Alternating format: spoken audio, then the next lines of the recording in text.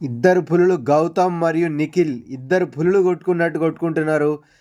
కానీ అసలైన పులి దమ్మున్న కంటెస్టెంట్ మన నబిల్ మాత్రం ఇప్పుడు సైలెంట్గా కూర్చున్నాడు. పులి ఎలాగైతే వేటకు ముందు సైలెంట్గా ఉంటుందో అదేవిధంగా నబిల్ కూడా తన టైం వచ్చినప్పుడు మాత్రం వేటాడేస్తాడు. ఇప్పుడు మాత్రం సైలెంట్గా ఉన్నప్పటికీ తన టైం వచ్చినప్పుడు ఒక తుఫానులాగా వచ్చిందంటే మాత్రం ప్రలోభమే.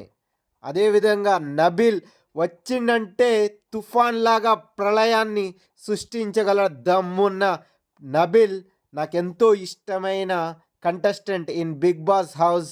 తన ఆట అంటే నాకు చాలా ఇష్టం. నేను బిగ్ బాస్ చూసేదే తన కోసం.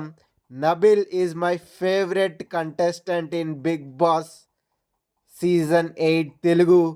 కానీ ఇప్పుడు సైలెంట్గా ఉన్నాడు.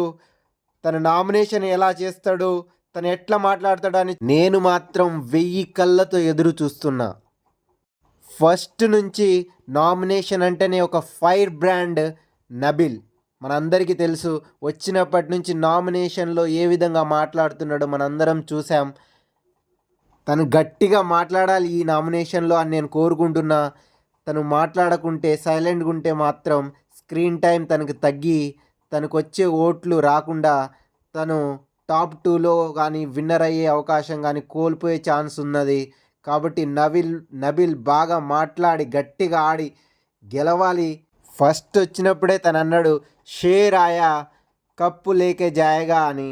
షేర్ వచ్చిండు, పులి వచ్చింది, కప్పు తీసుకొని వెళ్తా అని అన్నాడు నబిల్. అదే మాట మీద తను కప్పు తీసుకొని వెళ్తాడు. తన ఆట తీరు ప్రజలకు ఎంతో నచ్చింది. తను ఆడే విధానము, తను మాట్లాడే మాట, ప్రతి ఒక్క విషయం అందరూ చూస్తూనే ఉన్నారు. తనను తప్పకుండా గెలుస్తాడు.